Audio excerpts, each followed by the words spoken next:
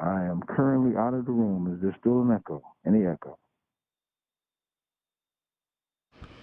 Good morning, everyone. We will be starting in approximately 3 minutes, the Saturday ACIP meeting. Please, if you are on the Zoom call, mute your lines, and if you're watching the live webcast, we'll be beginning in about 3 minutes.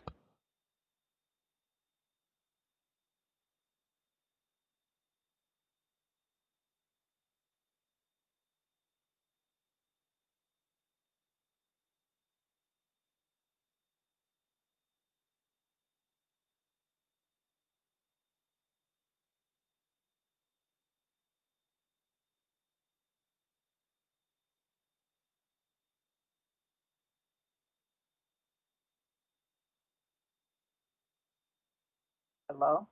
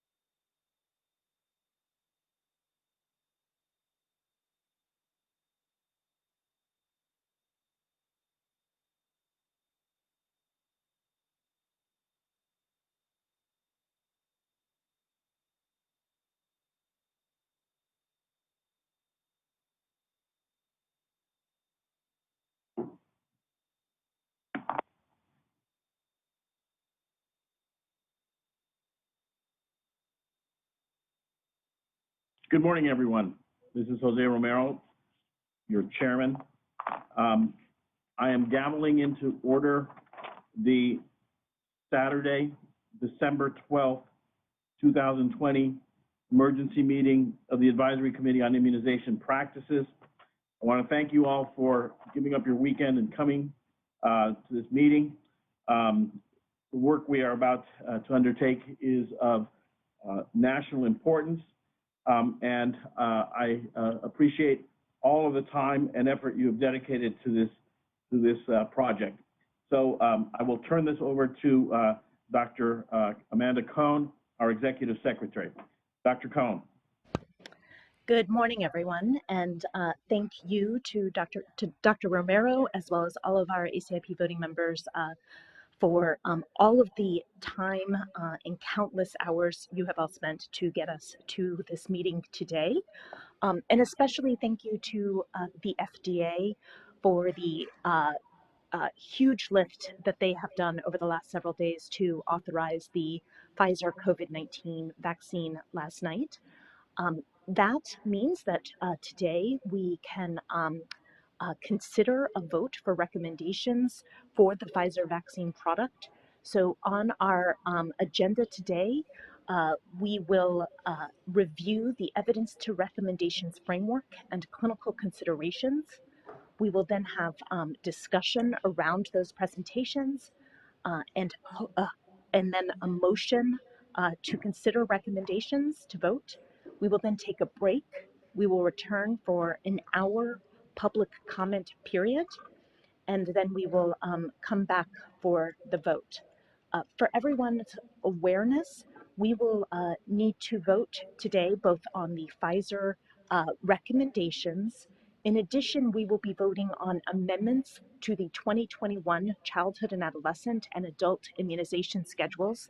These schedules were both voted to be approved uh, uh, in October of 2020. We will be considering adding the language that was voted on and approved around COVID vaccination to the immunization schedules for 2021. Finally, I want to welcome all of you liaison members and ex officios, as well as all of you watching the program on the live web stream.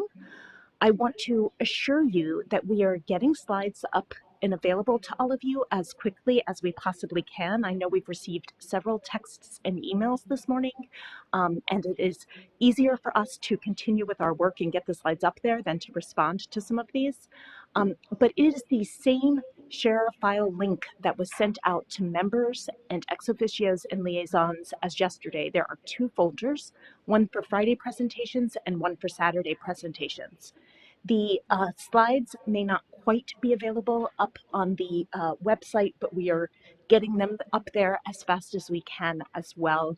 And those will be available for the public on our main ACIP website page at www.cdc.gov/vaccines/ACIP. Dr. Romero, I would like for us to quickly introduce and make sure take roll call for just the voting members this morning. And at the same time, I would like for the voting members to indicate their conflict of interest.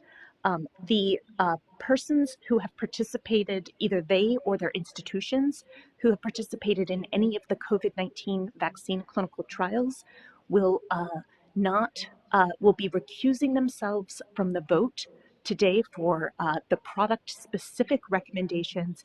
They will be able to vote on the amendments to the childhood and adolescent and adult immunization schedules. So Dr. Romero, would you like to start with roll call of the voting members only, please? I will do so. So as indicated by Dr. Cohn, please state your institution and any conflicts of interest. I will begin. Jose Romero, Secretary of Health for State of Arkansas, Professor of Pediatrics and Infectious Diseases at the University of Arkansas for Medical Sciences. Dr. Atmar. Thank you, Dr. Romero. Robert Atmar, Professor of Medicine, Baylor College of Medicine. I have a conflict in that I participated in some of the NIH-supported COVID-19 vaccine trials. Over. Thank you. Let me admit that if I did not say that, I do not have any conflicts of interest, so forgive me. Dr. Alt, please. Howard Alt, Professor of Obstetrics and Gynecology at the University of Kansas Medical Center in Kansas City, Kansas. I have no conflicts. Thank you and good morning. Dr. Bata, Ms. Bata. Good morning. Lynn Bata, public health nurse, immunization clinical consultant at the Minnesota Department of Health. Any conflicts, Ms. Bata? Sorry, no conflicts. Thank you. Dr. Bell. Beth Bell, clinical professor in the Department of Global Health at the University of Washington. No conflicts. Good morning and welcome. Dr. Bernstein. Good morning. This is Hank Bernstein, professor of pediatrics at Zucker School of Medicine at Hofstra Northwell. I have no conflicts. Good morning. Dr. Fry. Sharon Fry, professor, thank you. Sharon Fry, professor of internal medicine at St. Louis University, St. Louis, Missouri. And I have conflicts because I am participating in phase 3 COVID trials here at St. Louis University. Thank you. Good morning and welcome. Dr. Hunter. Paul Hunter, Associate Professor of Family Medicine and Community Health at the University of Wisconsin in Madison. I have grant funding from Pfizer for a small quality improvement project on pneumococcal conjugate vaccine. Thanks. Thank you and good morning. Dr. Lee. Grace Lee, Associate Chief Medical Officer at Stanford Children's Health, Professor of Pediatrics, Stanford University School of Medicine, and I have no conflicts. Ms. McNally. Good morning, Veronica McNally, President of the Franny Strong Foundation, based in Michigan, and I have no conflicts. Thank you and good morning. Dr. Paling. Good morning. This is Dr. Kathy Paling. I'm a professor of pediatrics and epidemiology and prevention at Wake Forest School of Medicine. I have no conflicts. Good morning and thank you. Dr. Sanchez. Thank you, Jose. This is Pablo Sanchez. I'm Professor of Pediatrics in the Division of Neonatology and Pediatric Infectious Diseases at the Nationwide Children's Hospital, The Ohio State University in Columbus. Thank you. No conflicts. Thank you and good morning. Dr. Szilagyi. Hi, Peter Szilagyi. I am Professor and Executive Vice Chair of the Department of Pediatrics at UCLA, and I have no conflicts. Thank you. Good morning, thank you. Dr. Talbot.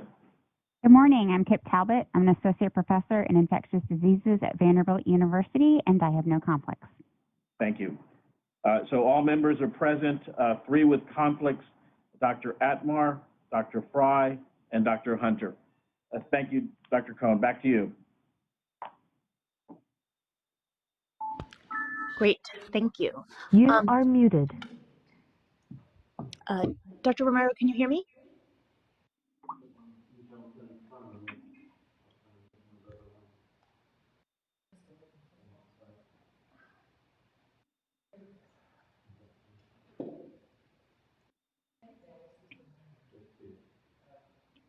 Can you hear me now?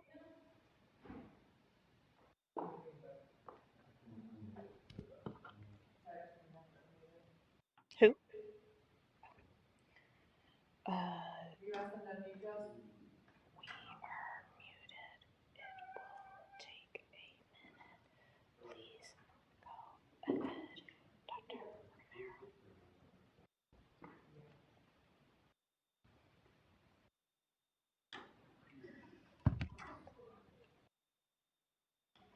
I could actually.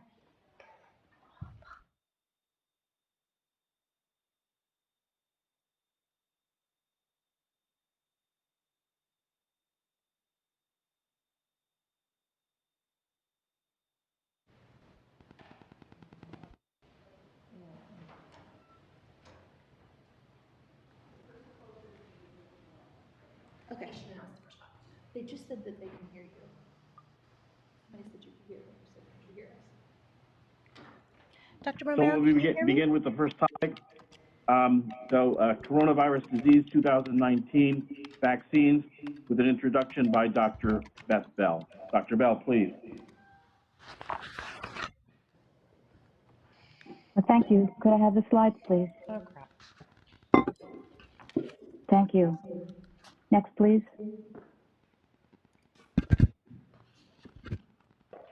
For any of you that might not be aware, on December 11th, that is last night, the FDA issued an emergency use authorization for emergency use of the Pfizer-BioNTech COVID-19 vaccine for the prevention of COVID-19 for individuals 16 years of age and older. Next, please.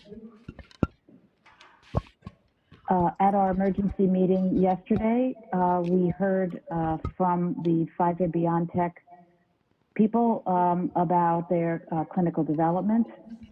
We had a presentation about the grade analysis for the Pfizer-BioNTech COVID-19 vaccine. And we heard a summary of the workgroup interpretation of the data on the benefits and harms. Today, we will be reviewing the evidence to recommendation framework for the Pfizer-BioNTech COVID-19 vaccine. We will be talking about the clinical considerations for use of the vaccine. There will be a public comment period, and then there will be votes. One, on the use of Pfizer-BioNTech COVID-19 vaccine, and second, inclusion into immunization schedules. And I'll just note that the recommendation for, or the vote on the use of the vaccine is an interim recommendation, and that these recommendations will be coupled with the interim recommendations on allocation, one of which the ACIP has already made, and others of which will be forthcoming in the future. Next, please.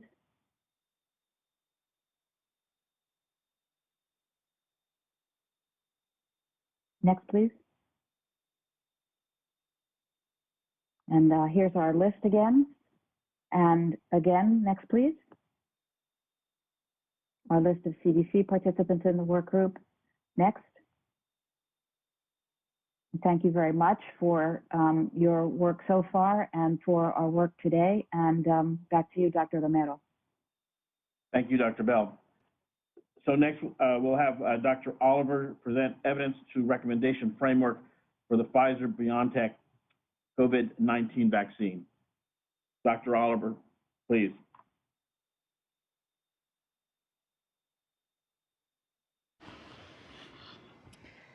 Thank you. Good morning.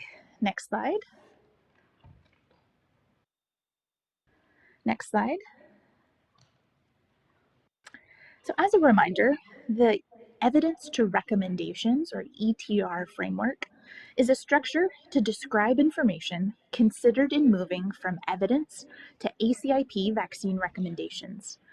It also provides transparency around the impact of additional factors on deliberation when considering a recommendation.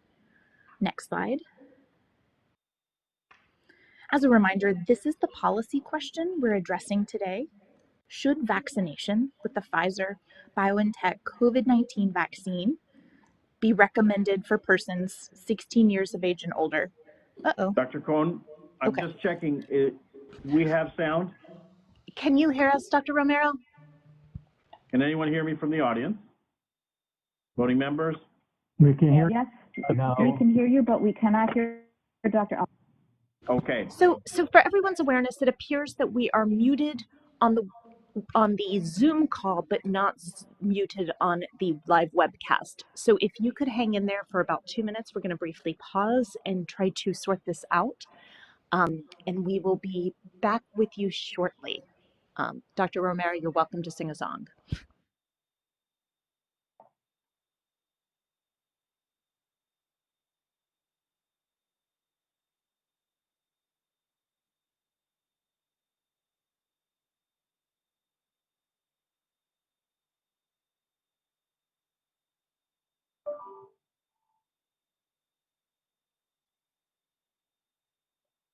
I've been notified, this is Jose Romero. I've been notified they are working on audio issues. As I get updates, I will let you know. Thank you very much.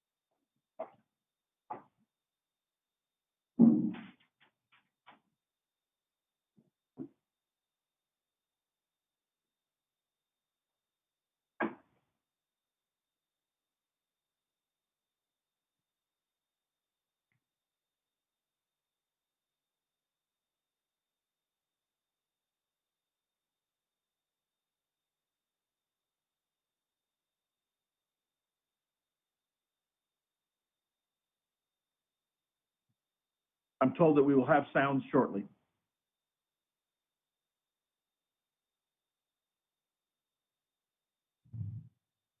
Dr. Romero, this is Dr. Oliver. Can you hear me? I can. Can other members of the audience hear? Yes. Yes. Very good. Thank you, Dr. Oliver. Great. Apologies for the prior issues. So we'll start on this slide. As a reminder, this is the policy question that we're addressing today. Should vaccination with the Pfizer-BioNTech COVID-19 vaccine be recommended for persons 16 years of age and older under an emergency use authorization? Next slide. This This is the PICO question as the focus of our ETR discussion. The population is persons aged 16 years of age and older. The intervention is the Pfizer-BioNTech COVID-19 vaccine. The comparison is no vaccine. And the outcomes are listed here, which were detailed yesterday. Next slide. These are the domains for the evidence to recommendation framework that we will be discussing today. Each domain has a question or questions that the work group will provide judgment on. Next slide. As we walk through this, we will be changing the vaccine or the intervention in the questions to the Pfizer-BioNTech COVID-19 vaccine, and we will replace the problem with the COVID-19 disease. Next slide. The first domain we will address is the public health.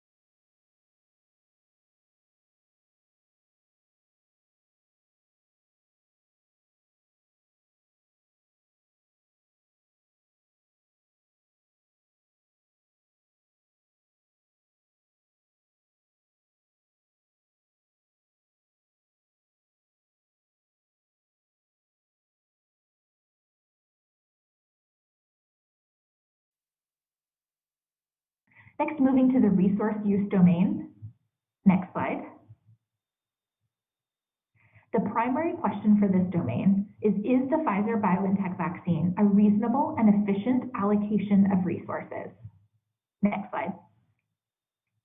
The work group reviewed estimates of economic cost related to COVID-19 vaccinations, disease outcome, and disease mitigation activities in coordination with the NCIRD and ACIP lead economist. Next slide. Next, for a summary of the evidence, this involves the balances of the cost of COVID-19 disease and costs of the COVID-19 vaccines. For cost of the disease, it was estimated that if 20% of the US population is infected with COVID, the direct medical costs could be $163 billion. Health-related cost of COVID vaccines, including premature death, COVID disease, including premature death, long-term health impairment, and mental health impairment, have been estimated at $8.5 trillion. Next slide. For costs associated with the COVID-19 vaccines, the US government has committed to at least $10 billion to Operation Warp Speed for the provision of vaccines. In addition, vaccine doses purchased with US taxpayer dollars will be given to the American people at no cost. Next slide.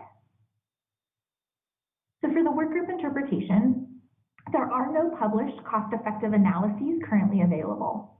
The precise cost-effective analysis and economic impact of vaccination depend on a number of factors that are currently unknown, including the duration of vaccine protection, vaccination coverage levels, and implementation costs associated with a large vaccination program. The workgroup concluded that cost effectiveness may not be a primary driver for decision-making during a pandemic and for a vaccine used under an EUA. However, this will need to be reassessed for future recommendations. At this time, the difference by individual vaccine is minimal relative to the overall scale of the pandemic. Next slide. Based on these discussions, the workgroup felt that yes, the Pfizer-BioNTech COVID-19 vaccine is a reasonable and allocation efficient of resources. Next slide. Finally, we'll discuss the new equity domain. Next slide. The question for this domain is, what would be the impact of the Pfizer-BioNTech COVID-19 vaccine on health equity?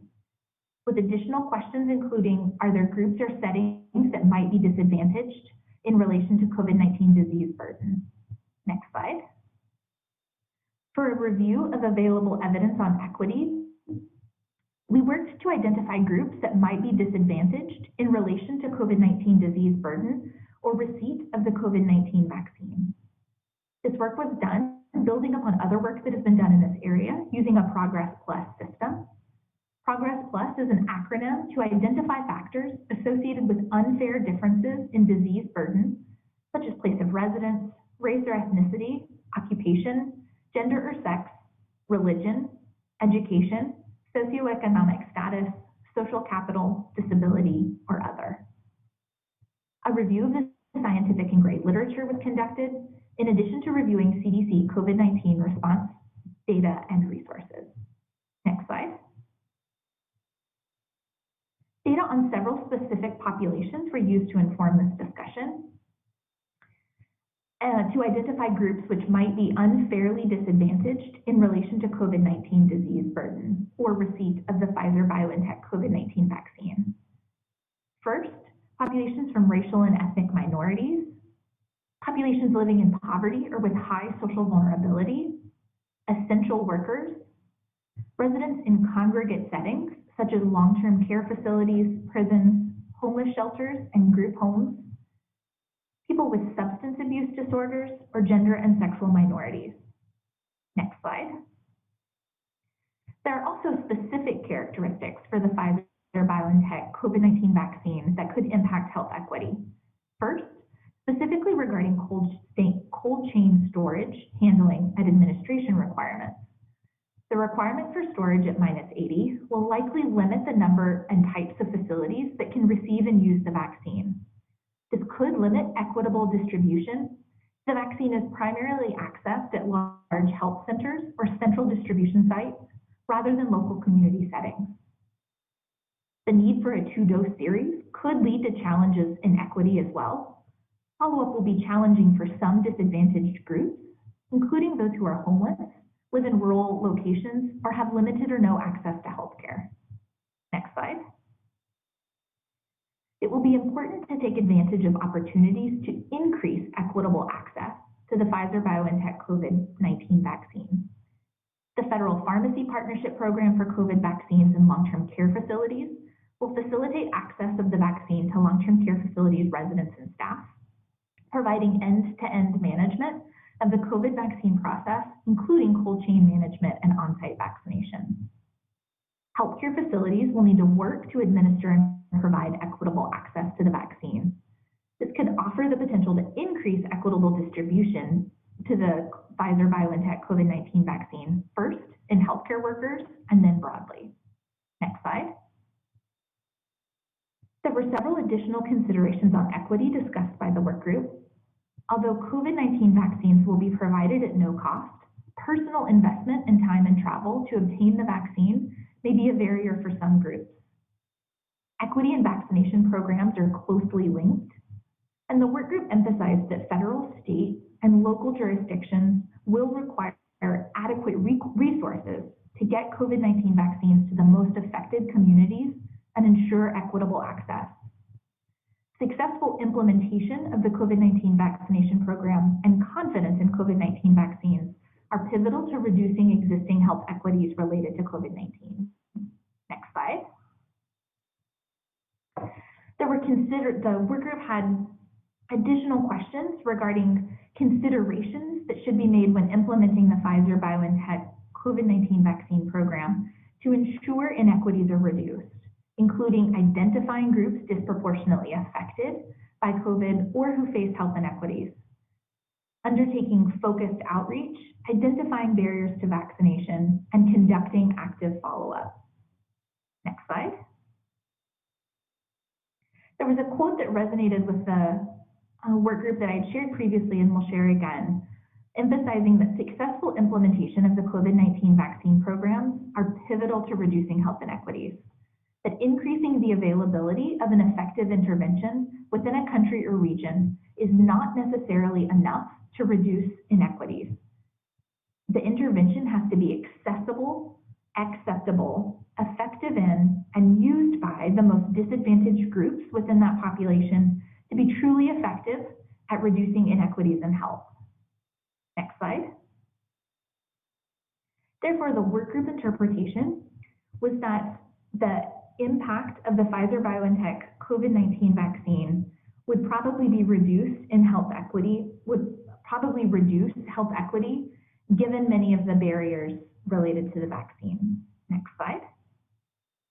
In summary, next slide. These are each of the domains for the evidence to recommendation framework, the questions, and the work group judgments. Next slide. The work group then discussed the balance of consequences overall related to the evidence of the PICO question, the policy question, and the evidence that has been presented. Next slide. Overall, the work group felt that the desirable consequences clearly outweighed the undesirable consequences in most settings. Next slide. Therefore, the work group discussed the type of recommendation proposed to ACIP to consider. The three options are listed here. Do not recommend the intervention, recommend the intervention for individuals based on shared clinical decision-making, or recommending the intervention. Next slide. The work group conclusion and proposition to ACIP is that they recommend the intervention of the Pfizer-BioNTech COVID-19 vaccine. Next slide. Thank you, and I'll take questions. Thank you again for another excellent presentation, Dr. Oliver. We will open this up for comments and questions from the voting members initially, and then we'll move on to other groups.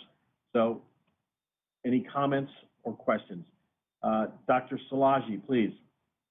Yes, thank you very much, Dr. Oliver, as always, for an incredibly clear and presentation.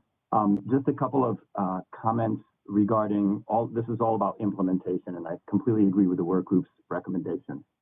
In terms of acceptability from these national surveys, and I have actually conducted several of these surveys, I do want to point out two things. One is that the variability in the percentages who are likely to get the vaccine. So the fact that they vary means that this is modifiable, that it's mutable, and that hesitancy for the vaccine is not necessarily entrenched. And so what that implies to me is we need a lot of work in optimal communication and outreach to these populations. Also, in those surveys, there were a large proportion who said unsure. And so that actually magnifies my point. The second point about feasibility, I do want to point out, I know the vaccine will be available for free. There has been concern, and we raised this yesterday on MacPac, that there is a very small proportion of adults who are covered by Medicaid who are in this optional Medicaid, optional benefits component. If once the public health emergency ends, they may not be fully covered by the vaccine. And so maybe worth just looking into that small population. A point about the second doses, studies of reminder recall have shown that they're actually pretty effective for second doses because people who've gotten the first dose are not hesitant. So that really magnifies the importance of registries and reminder recall. A very quick point about costs. The $8.5 trillion that was mentioned in the total cost was health-related costs, so that if we include indirect costs, it's magnified exponentially.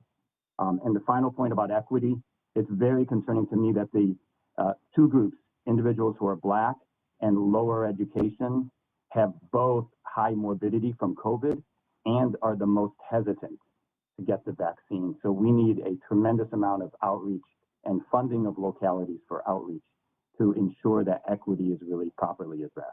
Thank you. Thank you, Dr. Szilagyi. Dr. Goldman, please.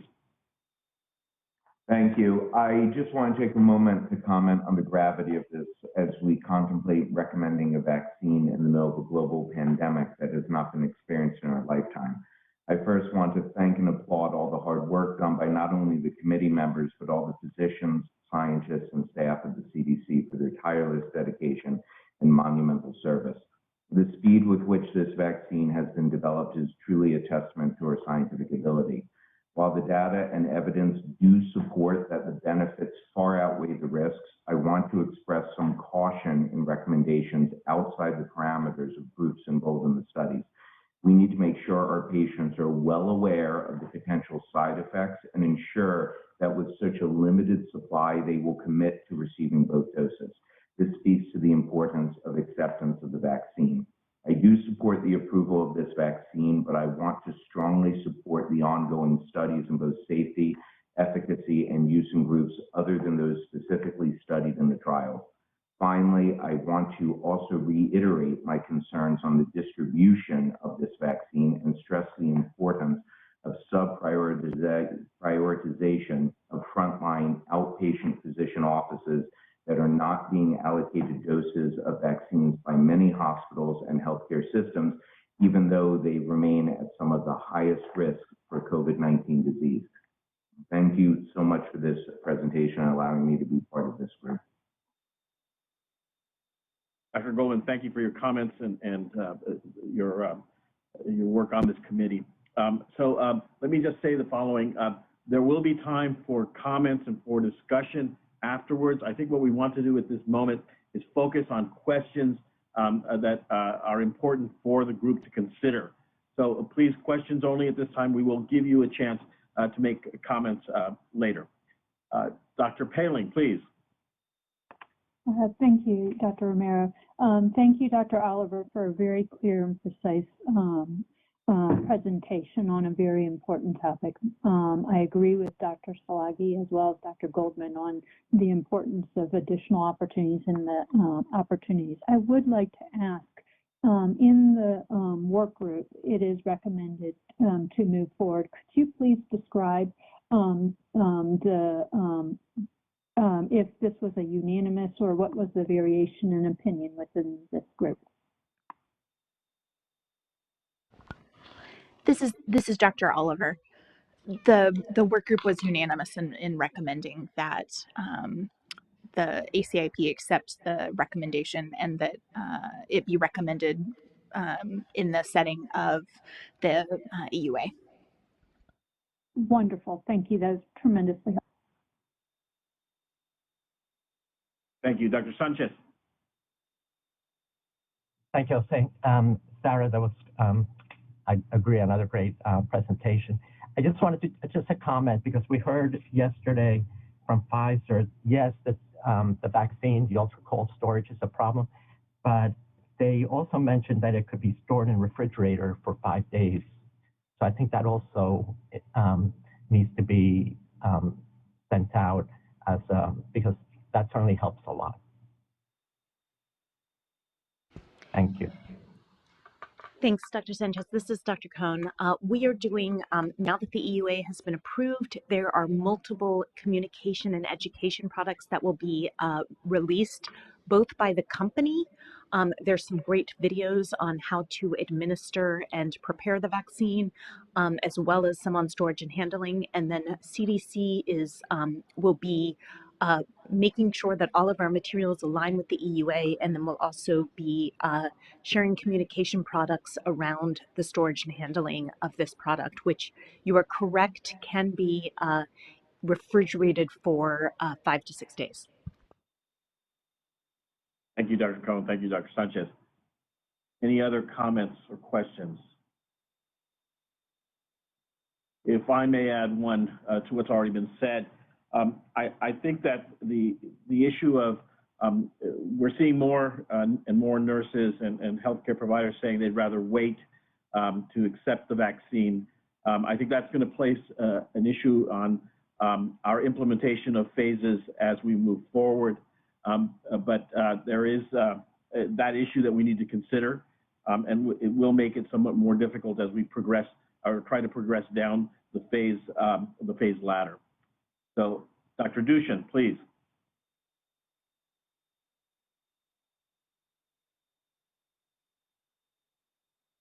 Dr. Dushan, we're not hearing.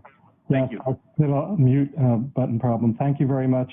Very gratifying to see this progress. And as I've mentioned before, the investment in Operation Warp Speed has been unprecedented and has paid off greatly. But I do not want to let people in any way minimize the significant implications of the implementation challenges. And in particular, I would like to say that the funding necessary for state and local health departments to carry out this program has been put in the deep freeze with the vaccine.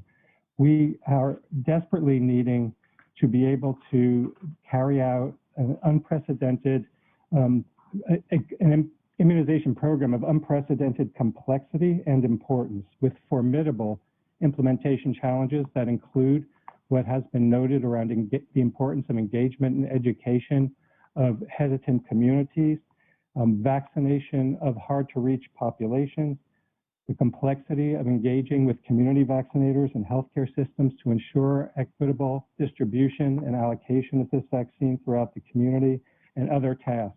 And I want to encourage all of us to do what we can to ensure that this vaccine program is as successful as it can possibly be by making sure that the resources are available on the front lines to those people who need to implement this program. Thank you. Thank you. Any other comments from the liaison groups?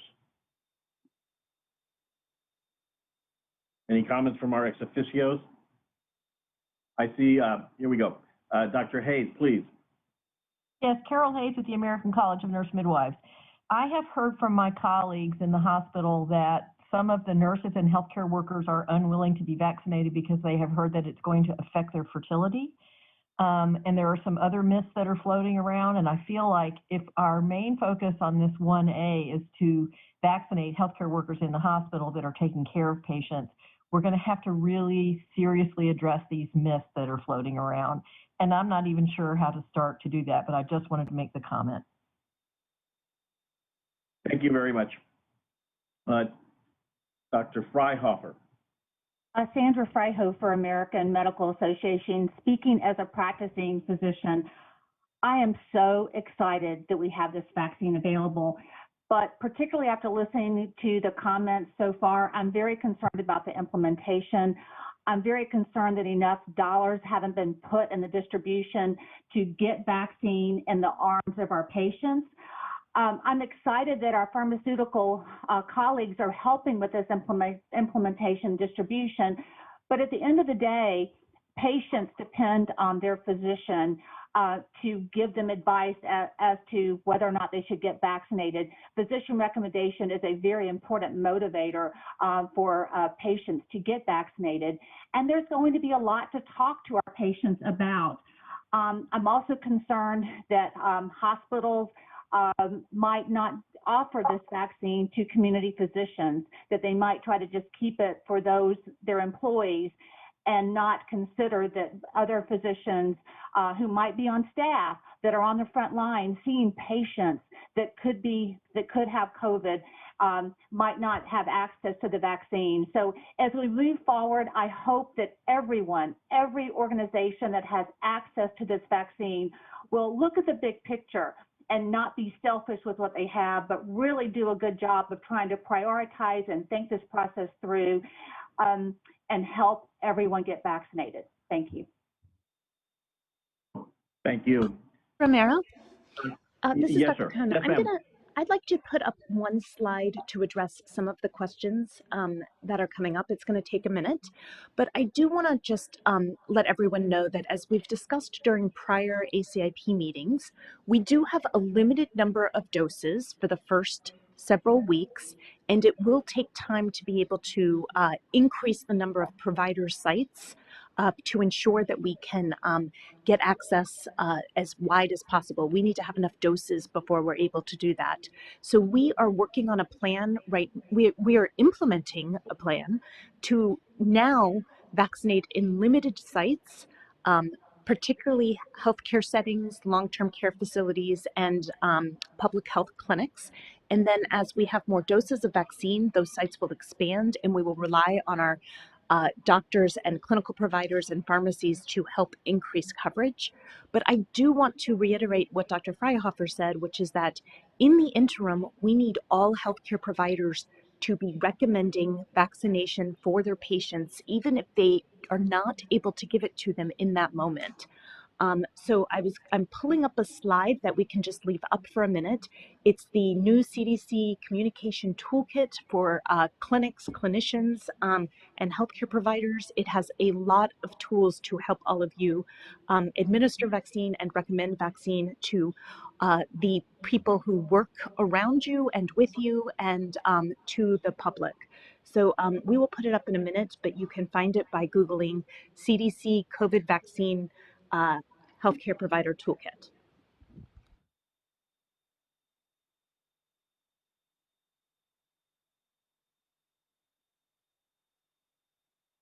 While we're waiting for that to come up, Dr. Stinchfield, would you like to make a comment?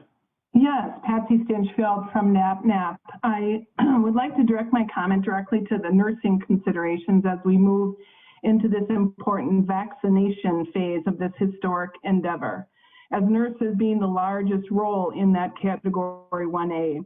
I was the first nurse voting member of ACIP back in 04-08 and a liaison member since then. So I have 16 years with ACIP. And I can give the public and nurses specifically my full confidence in this process, in the scientific incredible breakthrough with our mRNA platform, with the commitment to ongoing safety monitoring and transparent communication. Just as nurses have worked every step of this pandemic, from vaccine researchers to participants in clinical trials, to expert, compassionate, direct patient caregivers, to leading hospital pandemic planning, we will see nurses help implement vaccination at the local level. And like influenza vaccine, where nurses are vaccinated at 90%, I am confident nurses, after filling their knowledge gaps about the novel vaccine, will not step aside, but as always will step up and raise that lamp to the path out of this pandemic, which is through vaccination. So I'm happy to hear about the toolkit. I think we need a public communication campaign, and we have to help equip our nurses and all of our healthcare providers with education and communication tools. But I am confident that nurses will rise to the occasion, be vaccinated, and encourage their patients to do so as well. Thanks. Thank you, Dr. Intro. Dr. Montero, this is Dr. Messonnier. May I just say something? Of course, please.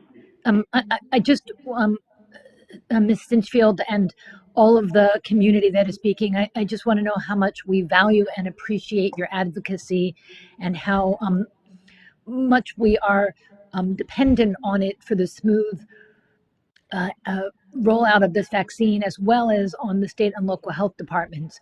Some of the questions that you're all are bringing up or your comments are incredibly important. We think that the next couple talks where we really move to talk around clinical considerations might provide more context on that. So far, it doesn't seem like anybody actually has any specific questions around the ETR framework, but if we could just ask if there are any specific questions or clarifications around that, and perhaps if we go on to the next couple talks, it'll address some of the concerns that are coming up in these other comments. Over. Thank you, Dr. Messonnier. So let me turn to who is on the waiting list. So those of you who wish to ask questions, then we'll save our comments for later. Dr. Weiser? I'll hold my comment till later. Thank you very much. Dr. Lee? One clarification for the ETR framework, and it's with regard to implementation. So I understand our charter says that we are responsible for recommendations of use of the vaccine in the U.S. civilian population. I just want to confirm that this will also address vaccination in those who are not citizens or who may be undocumented in our implementation efforts in terms of coverage, access, and minimizing or eliminating costs of the vaccine.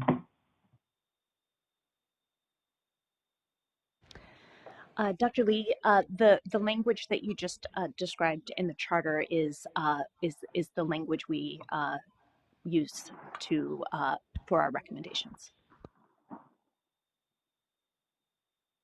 Thank you for those comments. Thank you for the clarification, Dr. Cohn. The slide before you then, these are the slides that you were talking about, Dr. Cohn? Yes, apologies for the delay.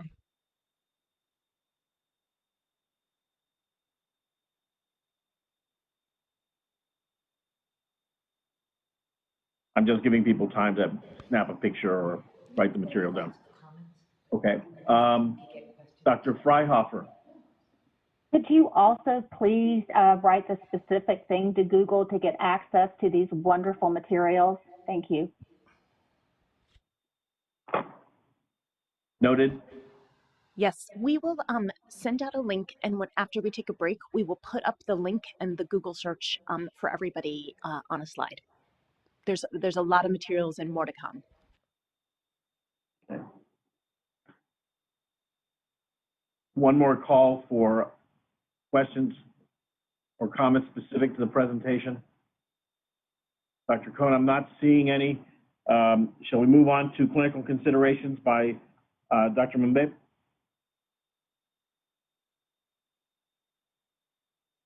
Okay.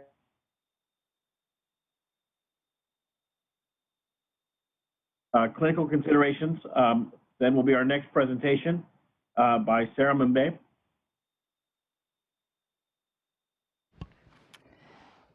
Good afternoon, everyone. Today I will be reviewing clinical considerations for the use of Pfizer-BioNTech COVID-19 vaccine in the United States.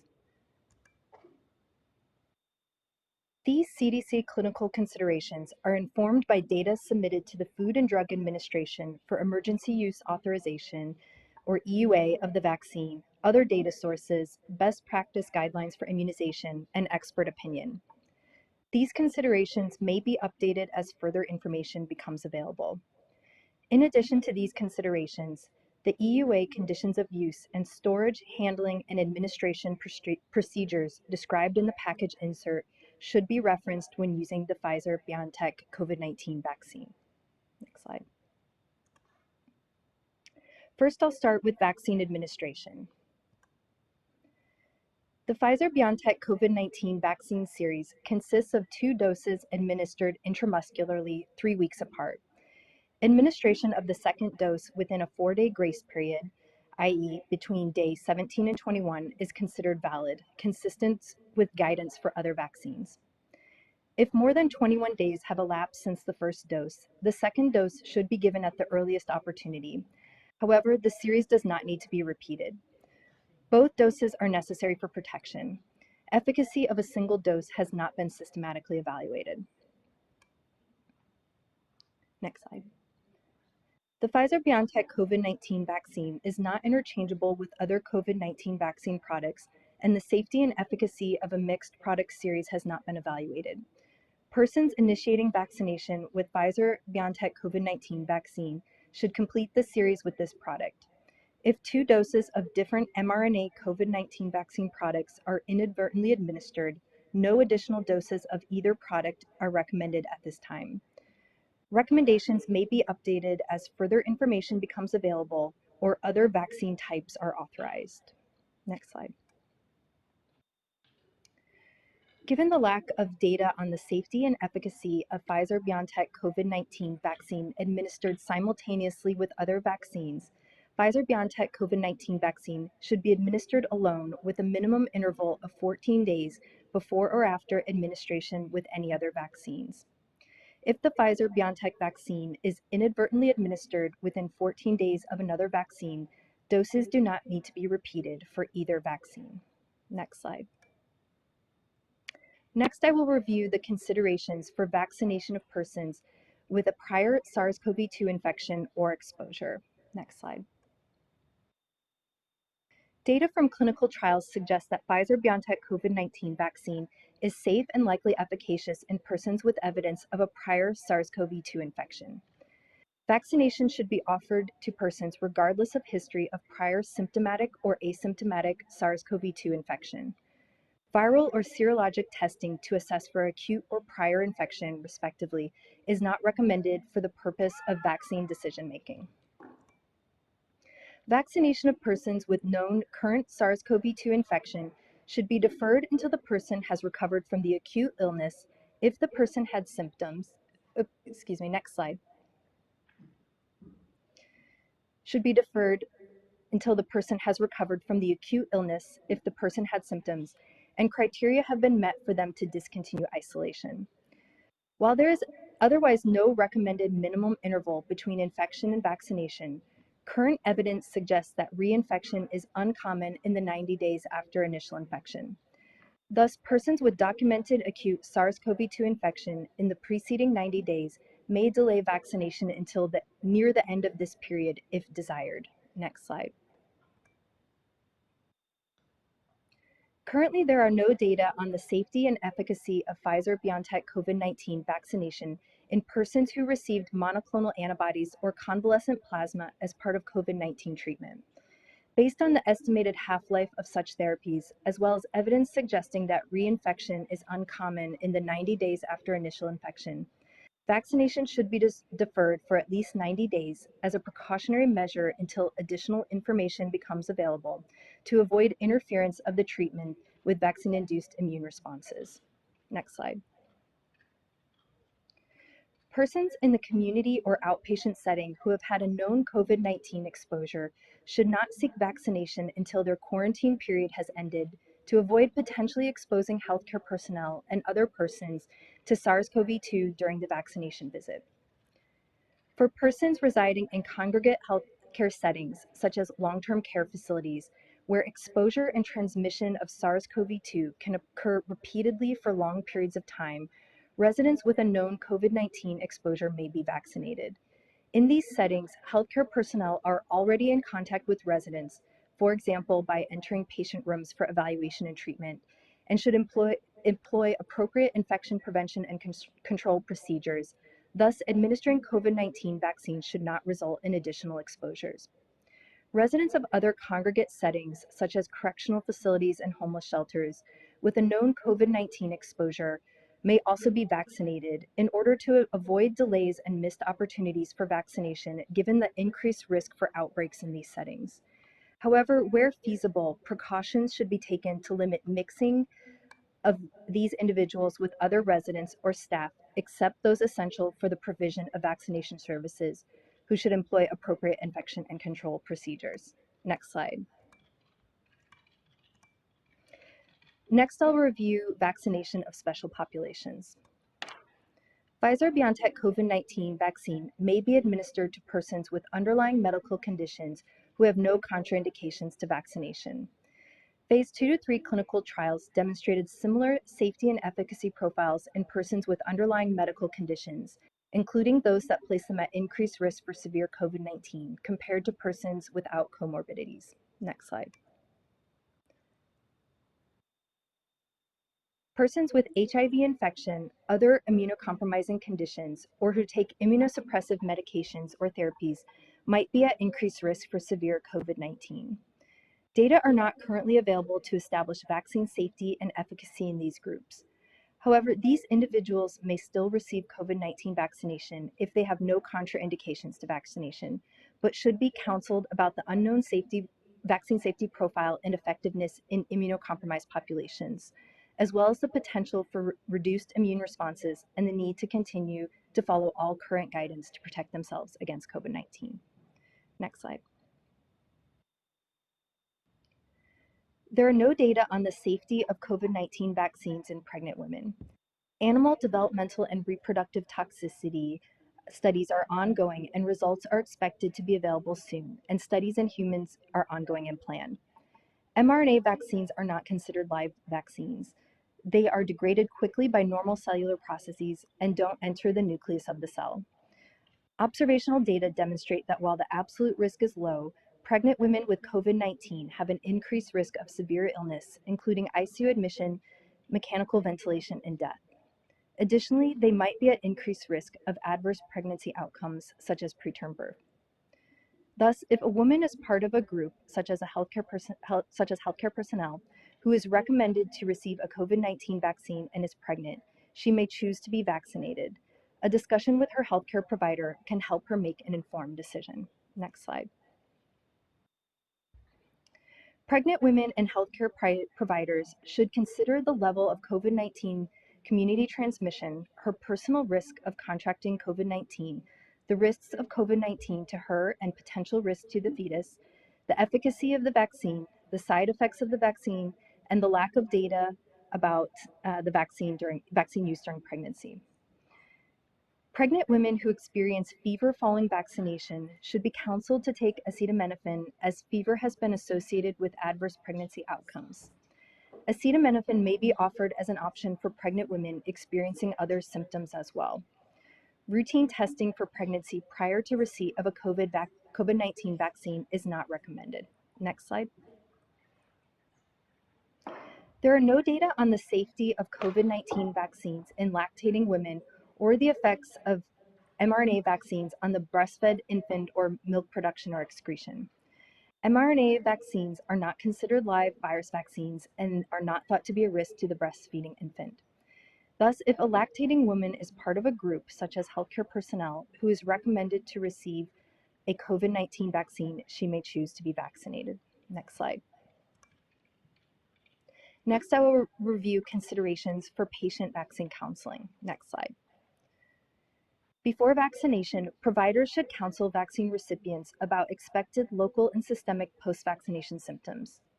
Unless persons develop a contraindication to vaccination, they should be encouraged to complete the series even if they develop local or systemic symptoms following the first dose in order to optimize protection against COVID-19. Antipyretic or analgesic medications, such as acetaminophen or nonsteroidal anti-inflammatory drugs, may be taken for the treatment of post-vaccination local or systemic symptoms if medically appropriate. However, routine prophylactic administration of these medications for the purpose of preventing post-vaccination symptoms is not currently recommended, as information on the impact of such use on Pfizer-BioNTech COVID-19 vaccine-induced antibody responses is not available at this time. Next slide. 2 doses of the Pfizer-BioNTech COVID-19 vaccine are required to achieve high efficacy. Thus, patients should be counseled on the importance of completing the 2-dose series in order to optimize protection. Next slide. However, protection from the vaccine is not immediate. The currently available vaccine is a 2-dose series, and it will take 1 to 2 weeks following the second dose before a person is considered fully vaccinated. Additionally, as no vaccine is 100% effective, some vaccinated people may still get COVID-19 disease. Given the currently limited information on how well the vaccine works in the general population, how much it may reduce disease severity or transmission, and how long protection lasts, vaccinated persons should continue to follow all current guidance, including those listed below, to protect themselves and others. Next slide. Next, I'll review contraindications and precautions. Next slide. Severe allergic reaction, such as anaphylaxis, to any component of the Pfizer-BioNTech COVID-19 vaccine is a contraindication to vaccination listed in the package insert. Appropriate medical treatment used to manage immediate allergic reactions must be immediately available in the event that an acute anaphylactic reaction occurs following administration of the vaccine. In addition, because of reports of anaphylactic reactions in persons vaccinated outside of clinical trials, persons who have had a severe allergic reaction to any vaccine or injectable therapy should not receive the Pfizer-BioNTech COVID-19 vaccine at this time. Vaccination providers should observe patients with a history of anaphylaxis not due to vaccines or other injectable medications, as mentioned before. That is a contraindication in these persons. Should be observed for 30 minutes after vaccination. All other persons should be observed for 15 minutes after vaccination to monitor for the occurrence of immediate adverse reactions. Finally, I'll review the interpretation of SARS-CoV-2 test results in vaccinated persons. Prior receipt of the Pfizer-BioNTech COVID-19 vaccine will not affect the results of SARS-CoV-2 nucleic acid amplification or antigen tests. Currently available antibody tests for SARS-CoV-2 assess IgM and/or IgG to one of 2 viral spike proteins. Sorry, next slide, please. Apologies for that. So as mentioned, prior receipt of the Pfizer-BioNTech COVID-19 vaccine will not affect the results of SARS-CoV-2 nucleic amplification or antigen tests. Currently available antibody tests for SARS-CoV-2 assess IgM and/or IgG to one of 2 viral proteins, spike or nucleocapsid.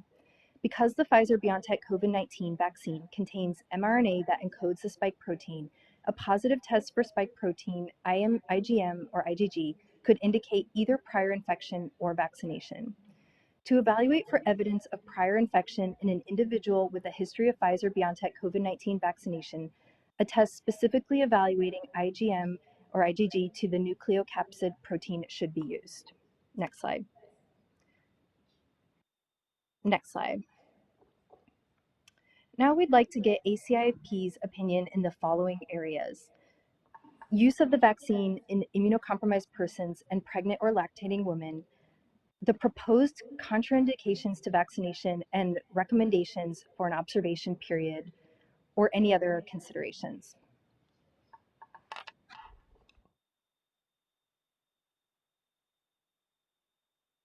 Sorry, I was having trouble getting off mute. This is open for discussion. Let me begin with the following question and splitting one of the statements a little finer with regard to contraindications. So if you go back to the slide on contraindications regarding allergic reactions to vaccines, can we do that?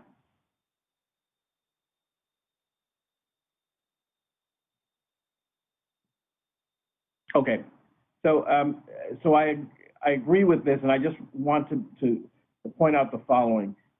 So under injectable therapy, that is a very broad category. So for example, someone who receives intravenous ampicillin and develops an allergic reaction would be considered then not eligible for this vaccine, correct? And if you put that in the context that another person who receives oral ampicillin and has an allergic reaction would then be eligible for this vaccine. There is going to be some confusion here with that. I just want to point that out. Thank you for that comment. I think we could work on providing a little bit more guidance around situations where it might be acceptable, such as if the person is under the care of an allergist immunologist. I think the intention was because you know, the investigation is still kind of ongoing around particular excipients that might be involved, and some of these could be in other medications. This was cast a little bit broadly initially, just as things continue to be investigated, but we could work on some additional guidance so that too many people aren't excluded unnecessarily. Dr. Montero, this is Dr. Messonnier. We would appreciate some more conversation on this language as we're trying to very carefully thread a needle in a space where I think a lot of us feel like we're still not completely clear on all the available data because it's still being gathered. We don't want to create unnecessary concern. We don't want to exclude people unnecessarily, but there is a desire to be careful here to exclude individuals that might have a higher risk. So our intention is, you know, to get some more input, to modify the language already to sort of give a space where, you know, somebody who had a reaction, their mother told them they had an anaphylaxis reaction 50 years ago to penicillin, isn't the same thing as somebody who had a observed anaphylaxis 18 months ago. And so we can, we're trying to simplify, but we will add in some additional language. And as Dr. Mabai said, our intention is frankly to revisit this quickly as soon as more information is available. But it would be helpful to us to get a little more dialogue as to the spirit of this. We will work on the wordsmithing over. Thank you very much. Dr. Alt, please. I think the language around pregnancy is very good. We talked quite a bit about this yesterday, and lactation. As we discussed yesterday, it's hard to come up with a priori reason to avoid this vaccine in lactating women.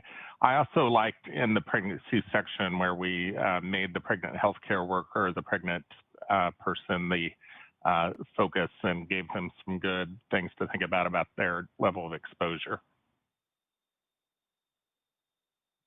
Thank you. Dr. Hunter, please.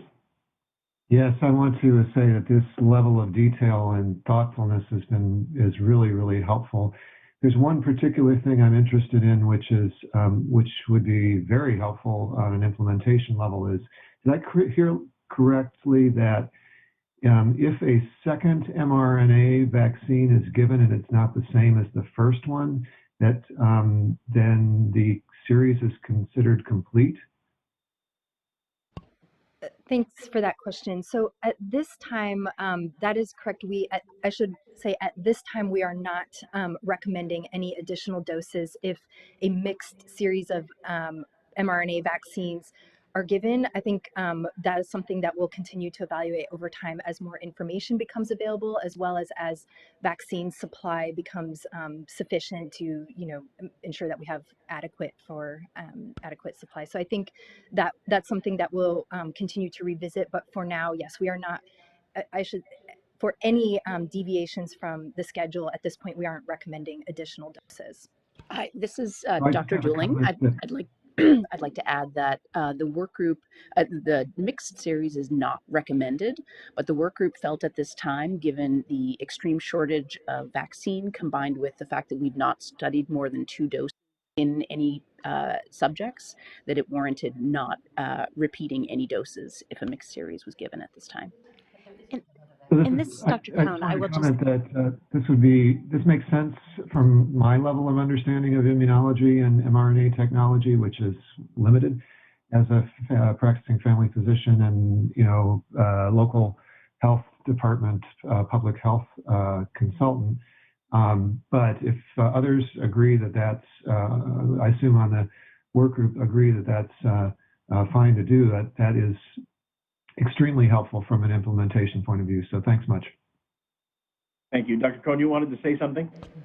I was just going to add that we anticipate, especially early, that this will happen as rarely, very rarely, given the large number of different ways we have in place to ensure that an individual knows the first product they received, and the healthcare provider will know what the individual received the first time, given all of the immunization registry and other data things that have been put into place. So it is not recommended, but when it rarely happens, you would not be recommended to restart the series. Thank you very much. Dr. Goldman. Thank you. I have two questions to clarify around administration, if you could. The first is regards to those who are recently infected. In one sense, it seems that you're saying you can give it quickly after they've met all recovery criteria, but then it suggests we want to wait 90 days because we think they still have some immunity. Do we want to clarify that to just leave it as if you have documented infection, wait 90 days?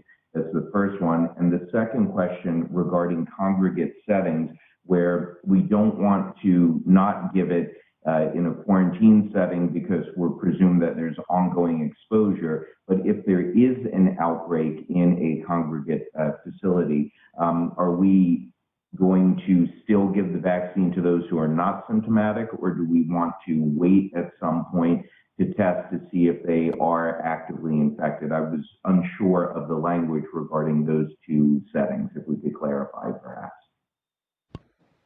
Sure. So just to clarify first for the question about congregate settings, I think the intent of the language, and we can work on making sure it's clearer, I think the intent of the language is in these settings, because of how frequently cases or outbreaks are reported, that you could end up with very prolonged periods where there has been recent cases. And we don't want these settings to have experience unnecessarily delays in implementing vaccination, or make it have significant barriers to efficiently implement the vaccination. So the idea behind the guidance is in these congregate settings that vaccination could go ahead and proceed, just making sure to implement appropriate infection prevention and control procedures and limit mixing of the populations to the extent possible. Hopefully that clarifies it. Thank you. Dr. Bata, Ms. Bata, excuse me. A couple questions. Do we have any, are we going to say anything about what to do about a delayed schedule? And maybe that isn't something that fits in here, but I think that would be helpful to have because we're already hearing questions like that. And then just some observations related to contraindications and precautions.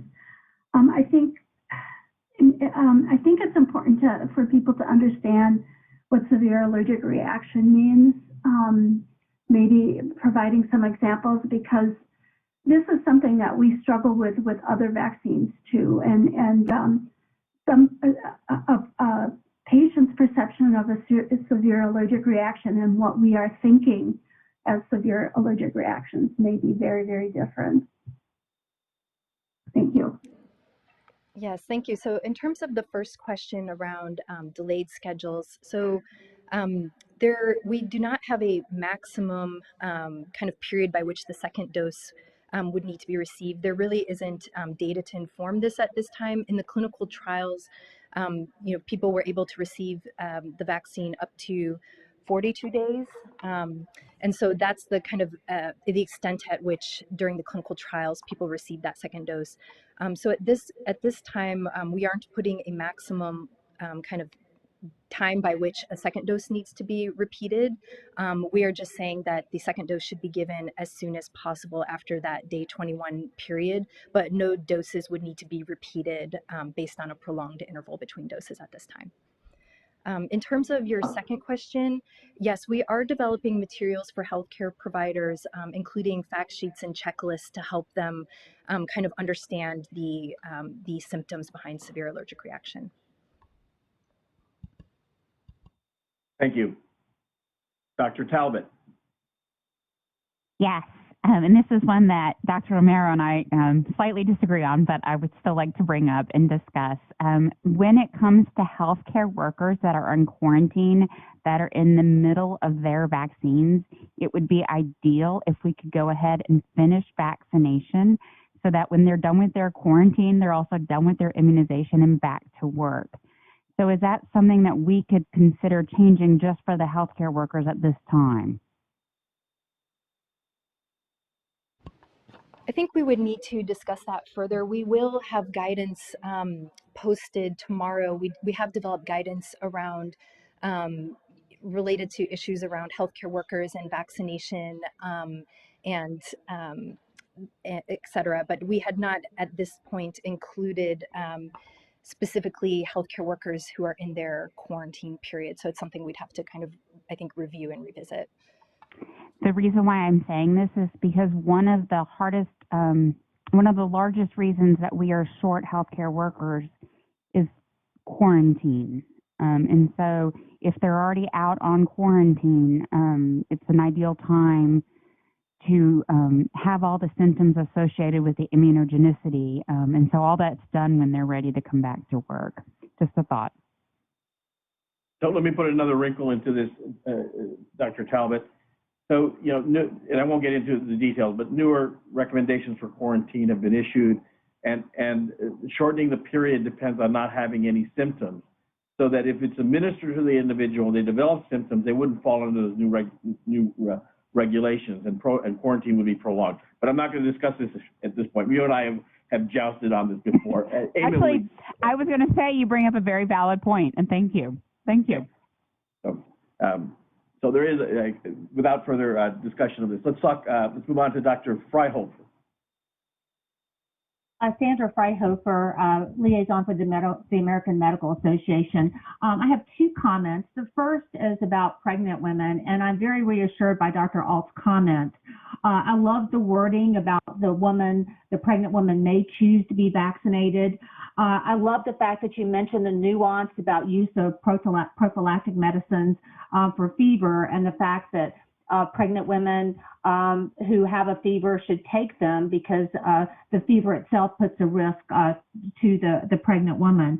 I take issue with one of the lines that animal development and reproductive toxicity studies are ongoing, because we heard yesterday from the drug manufacturer that these studies have been done. The results just haven't been released. So we really need to put those results on warp speed and get them out there to give our physicians and pregnant women more information, or at least access to the information that has been done. And I'm glad that the company is going to closely follow the 23 pregnancies that have occurred in the study trial as those babies are born.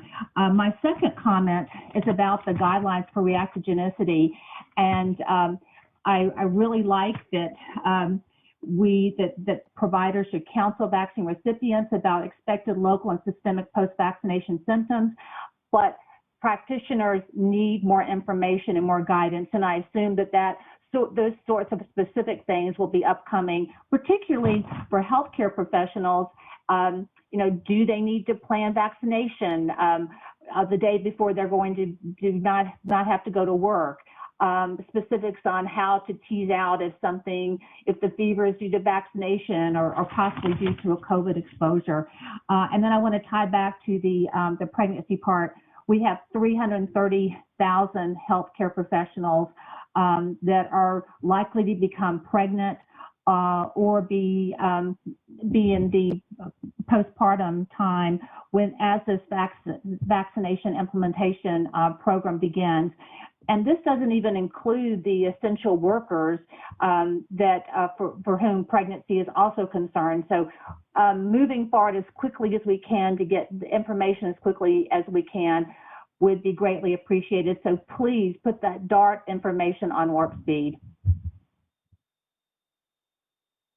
Thank you, Dr. Pfeiffer.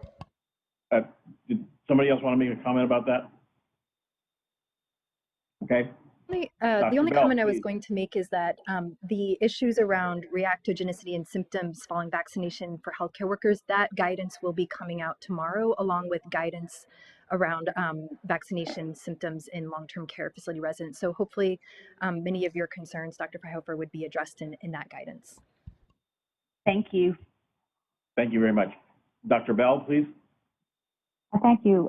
Returning to Dr. Messonnier's questions about the sort of additional contraindications that are proposed, you know, I assume and I know that everyone is doing everything they can to get better information and follow up on the UK incident. I recognize the rationale for including this, and I think, but I am a little nervous about this sort of abundance of caution rationale, because it's oftentimes very hard to undo, even when one says there's new data and we're undoing it. And so I'm wondering if it's in some part of this box here, or there could be further clarification, something to the effect of history of a food allergy, a snake venom allergy, or a environmental allergy are not a contraindication, so that there's a clear distinction between what we're talking about here and what we're concerned about, and this much broader group of allergies that involves an awful lot of people and who we don't mean to include in this. That's a great point, and we will absolutely add that to our language. Thank you. Dr. Kimberlin, please.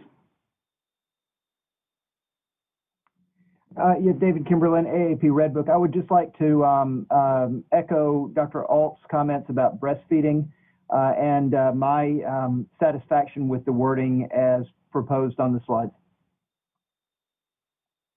Thank you very much. Dr. Dries, and a reminder to all who have spoken, lower your arms, your hands, sorry, if you're done speaking. Thank you. Dr. Dries, please. Thank you, Marcy Dries from Shea. I actually have a comment and two questions. Ms. Bata's comment about defining severe allergic reactions got me thinking about that we hear hesitancy around allergy, not from people necessarily who have, or not only from people who have personal history of allergy, but of family history of allergy. And so if that could be addressed in that clarification, that would be great. My first question is around the history of allergy to any component of the Pfizer vaccine. I'm just looking at the fact sheet now, and it lists, you know, a dozen or so different chemical compounds that nobody is going to recognize. And I know yesterday the manufacturer brought up a specific medication that was similar, and that might be a concern, although, you know, I did not catch the name. It's not a medicine I was familiar with, but if that could be clarified, if that is really considered a contraindication or not. And then around the pregnancy language, I absolutely agree with the language. And I've heard from healthcare workers who are pregnant and or lactating and who are desiring a vaccine that if they were told they couldn't get it because of that status, they might lie if they're able to, if they're not showing. And I don't think we would want that to happen. And so I am also wondering, is there going to be a pregnancy registry that will be stood up, or should we be following these people locally who are pregnant or lactating? Thank you. Thank you. Dr. Sanchez. Thank you, Jose. No, I just also wanted to to support Dr. Alton, Dr. Kimberlin's comments. First of all, I'm glad that pregnancy and breastfeeding lactating women were considered separately, and I am in favor of of the pregnancy designation, and saying that it is up to the woman, and I think a registry would be fantastic. I also think a similar registry for lactating women as well, and I think I'm very much in agreement that the lactating woman and the breastfed baby is very different, again, than just the vaccine administration during pregnancy, and so I really do support it. I do want to comment in terms of the immunocompromised host. It says persons with HIV and other immunocompromising conditions might be at increased risk, but we have to also somewhere state that the study did enroll so-called stable HIV-infected individuals. So I think that there are at least some data on HIV-infected individuals, so I think that should be included because it's just a very broad category, because they also included stable hepatitis B and C. Offhand, I can't remember how many they were, but I think just some clarification of immunocompromised persons, including HIV, that they were included in the study. Thank you. Thank you for those comments. Dr. Eckert. Thank you very much. This is Dr. Linda Eckert, representing the American College of OBGYN. And I just wanted to let the committee know that we had a phone call this morning that the CDC convened of several experts in the United States in placental pathology, immunology, kinetics of the vaccine, how it works. And the overall consensus, complete consensus, was that we don't see a biological plausibility at this time for placental transfer of the mRNA, and that we see that direct fetal exposure and possibility of fetal inflammatory response is extremely unlikely. Clearly, we are waiting for data. We look forward to the DART data, and we look forward to studies in pregnant women. But at this point, we are very supportive of the permissive recommendation. And I just want to assure people, as they've been making a call here, that ACOG is prepared to support clinicians, OB-GYNs, and others by providing clinical guidance and clinical conversation talking points and educational materials. And we look forward to having those out as soon as feasible, which we hope is quite soon, early next week. I'll be happy to answer other questions if you have them about this conversation, many others on ACIP or on this call. We're also on that call, but I just wanted to let the committee know that there has been a very broad discussion and definite consensus reached about the permissive recommendation for this use in pregnancy. Thank you.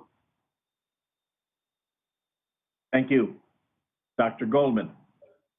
I'm just wondering, and kind of echoing your concerns and comments on the allergies, if we want to change the language to observe severe allergic reactions, and that kind of takes out the what we see all the time where the patient says, when I was an infant, I was told I was always allergic by my parents, but we don't have that direct data. So do we want to clarify that language, or is that too broad of a category for the intramuscular, intravenous, and subcutaneous injections of any therapy to just change it to observe severe allergic reactions?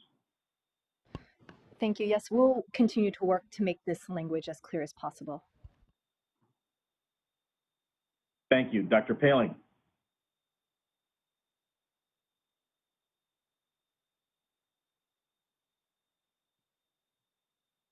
Dr. Paling, I think you're still on mute. Thank you. First, I want to express my thanks to all who have been working, and Dr. Eckert and Alt about for their support of the breastfeeding and pregnancy recommendation. I agree with the language, and I like the fact that the woman has the consideration of the woman is first, and that the physicians are available and going to be able to support them. I also wanted to reiterate Ms. Bata's point about severe allergic reactions. I'm wondering if that shouldn't be anaphylactic reactions to any vaccine. And then going to the point you made, I am worried that the rest of the language is too broad. And I worry that people will be denied vaccine unnecessarily. And should we not just, I would recommend maybe saying a precaution to people who've had anaphylactic reactions to other medications, but not a contraindication. Thank you. Thank you, Dr. Maldonado.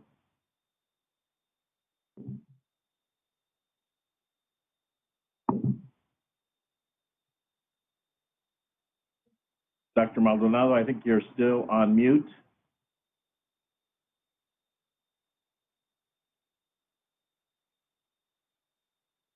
I see you're unmuted, but we don't hear you. Let me move to Dr. Atmar and come back to you after his comments. Dr. Atmar, please.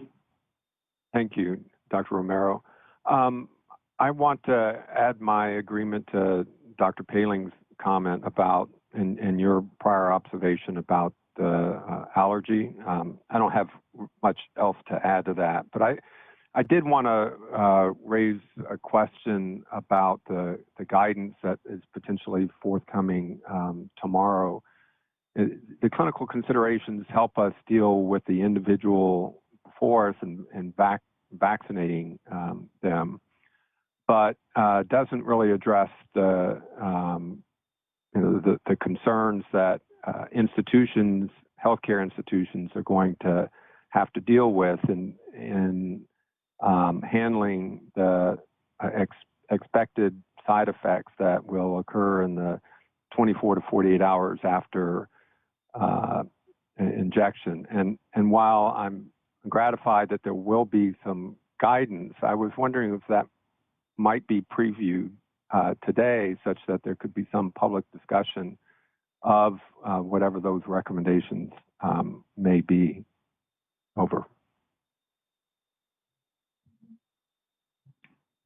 Any comment from the group?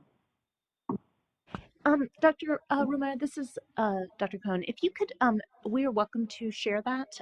If we could take one more question and answer it first, we just need 1 second to make sure we are pulling up the right language before we share it. Thank you. Sharon, I also had a comment on that. I was concerned yesterday about the language about how sites had to, should be prepared to manage an anaphylactic reaction. And one of the pieces in there was about airway protection, relating, I'm assuming, to intubation. And most places that give vaccines aren't able to also, aren't able or capable of intubating individuals, if that's what it was referring to. And so I think we need clarification around that also. Thank you. And Jose, this is Peter Salagi. That was exactly my question too. And we're getting questions about do sites need special special equipment that they don't normally have for vaccines? And this includes both healthcare sites as well as pharmacies. Thank you. Let me go back to Dr. Maldonado and see if she's got her audio problems addressed. Dr. Maldonado.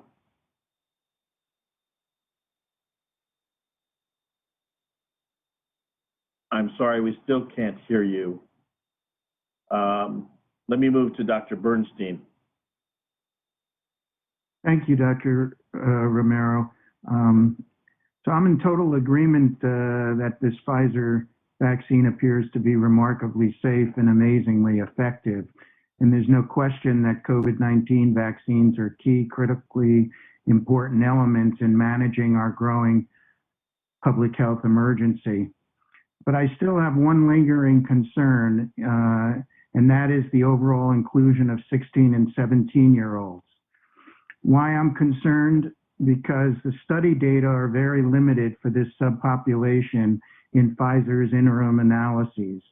Their protocol amendment to include individuals as young as 16 was only finalized on September 8th, and then this group was followed through November 14th when data was presented to the FDA. Their demographic table in the VRBPAC briefing document lists only 153 total subjects, 16 to under 18-year-olds, split between the vaccine and placebo groups. This timing obviously also didn't allow a sufficient number of subjects in this age group to be adequately represented for the median follow-up period of 2 months, like the thousands of others in the trial. We also know that the systemic reactions were generally more frequent and severe in the younger age group compared with the older age group, and after the second dose compared with the first. We also saw that grade 3 reactions, 8.8% in the vaccinated group versus 2.1% in the placebo group, were more commonly reported after the second dose. So fortunately, this 16 and 17-year-old age group has not had a disproportionate morbidity and mortality as in the other specific groups. I also appreciate that this younger age group can actively transmit SARS-CoV-2 infection to contacts in their families and communities. Unfortunately, though, vaccine hesitancy is an overall growing concern, and a successful pediatric vaccination program depends on creating and sustaining parental confidence in both the safety and effectiveness of this vaccine. It should be remembered, too, that serious and unexpected side effects might well occur. So in summary for me, if this 16 and 17-year-old age group is included as issued by the FDA and its EUA, I would propose that we consider adding this age group as a special population in these interim clinical considerations, explaining that available data is limited at this time. As many as 2,000 subjects in this 16 and 17-year-old age group are continuing to be studied, so additional data are anticipated in the near future. Thank you. This is Dr. Oliver. Hi. Hello. I think sorry, this is Bonnie. Am I here? Am I in now? Can you hear me? We can hear you now. Let's Romero, let Dr. Maldonado go. Let's let Dr. Maldonado make her statement, then we'll go back to addressing this. We'd like to comment quickly to Dr. Bernstein and then move forward. I'm sorry, we just had a very specific comment. Thank you. Just wanted to thank you for raising that very specific issue. We're happy to discuss that addition of that in a clinical consideration, and wanted to let you know that shortly we will be putting up language for the vote and welcome additional discussion around that as well. So yeah, right now we're going to focus on the clinical consideration questions, and then we will move to the language of a specific vote. All right, thank you very much. Dr. Maldonado, since you have your audio problem resolved, why don't we go forward with your comment? Yeah, thank you. My comment now is around 2 issues. The first is I wanted to support Dr. Eckert and the members of ACOG. We were representatives from AAP were on that call as well. We were very impressed with the subject matter expertise around the issue of mRNA platforms and the lack of evidence for any harm to be caused at this time. And so we are in full support of the recommendations and the support of ACOG, and would recommend that any of those materials, educational materials, also be provided for pediatricians and general providers as well, because many of these pregnant women who will be asking for advice will not be seeking advice directly from their OB providers, but may be coming to pediatricians and others. And we are very supportive of allowing pregnant women and lactating women to receive the vaccine, because the risks of disease clearly outweigh any potential and theoretical risks of the vaccine platform.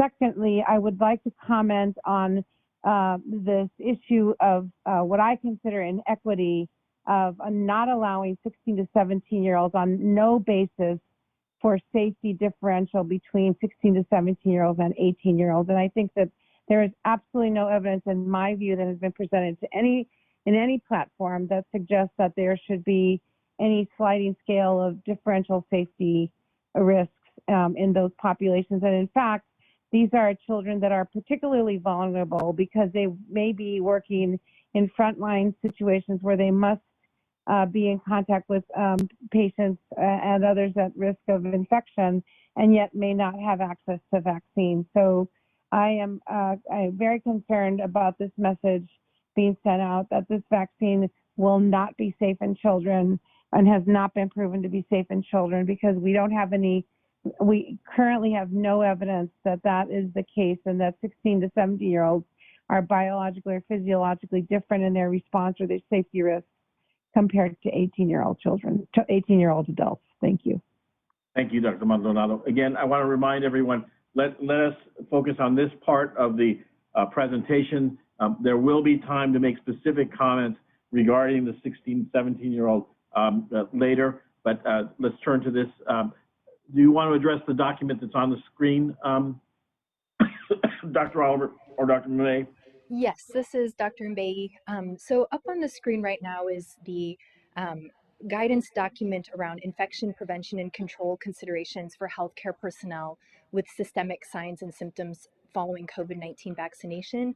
And I just want to also mention that the contents of this guidance will be part of the planned COCA call for Monday. So further information will be presented there. But the goal of this guidance is to address the concerns raised by a number of committee members around how healthcare systems can manage the expected and common post-vaccination symptoms that people might experience, to avoid them being unnecessarily excluded for work when they only have post-vaccination signs and symptoms, but also to prevent them to be inadvertently allowed to be working with potential SARS-CoV-2 or another transmissible infection. So a lot of these considerations are based on what we have observed in clinical trials, that these systemic post-vaccination signs and symptoms are mild to moderate in severity, occur within the first 3 days of vaccination, and resolve within 1 to 2 days of onset. If you scroll down a little bit, we can just briefly review some of the proposed considerations. So as one of the members mentioned, some of these considerations might include vaccinating healthcare personnel preceding 1 to 2 days off, staggering delivery of the vaccine so that not everybody in a single unit or department gets it at one time, informing healthcare personnel about the potential for these short-term systemic signs and symptoms and potential options for mitigating them, such as acetaminophen or NSAIDs. Also developing a strategy to provide timely assessment of healthcare personnel with signs and symptoms of post-vaccination, including viral testing to rule out infection as a cause, or infectious symptoms, and offering non-punitive sick leave. So the rest of the document has some specific approaches. If you scroll down a little bit through this, there's a table that you can stop here that addresses healthcare personnel with signs and symptoms unlikely to be from COVID-19 vaccination. So how to evaluate these people if people have symptoms that are not consistent with post-vaccination but are potentially consistent with SARS-CoV-2 infection. There are specific approaches recommended. And then if you scroll down again to the next page, this section is for, go up a little bit, this section is for healthcare personnel that have signs and symptoms that may be consistent either with those symptoms observed following vaccination or SARS-CoV-2 infection, since some of these symptoms do overlap. And there are specific recommendations about return to work criteria, testing, et cetera. But again, this will be presented in more detail. Thank you very much for that clarification. That is very useful. And as we plan for the implementation of this vaccine, I think they're going to come in very handy. Thank you. Dr. Romero, I just wanted to just add, sorry to interrupt, I just wanted to add that we did seek consultation with outside groups such as IDSA and SHE on this guidance as well. Thank you. Thank you very much. Dr. Maldonado, your hand is still up. I just want to make sure that you don't have anything else to say. Oh, no, sorry, I'll take it down. Sorry. No need for apology. Just want to be sure. Dr. Rockwell, please. Hi there, Pamela Rockwell, American Academy of Family Physicians. I just wanted to make a comment on the one slide that was titled immunocompromised persons and giving direction for persons with HIV or other immunocompromising conditions, et cetera. The way I read the language and the state that these individuals, meaning immunocompromised persons, may still receive COVID-19 vaccine unless otherwise contraindicated. So I was wondering if there was any thought that the autoimmune diseases could be addressed as being okay and safe if somebody has that, because that's one of the most common questions I'm getting from patients and other physicians about patients that have autoimmune diseases and who are on immunosuppressants. Thank you. And excuse me, that would also include trans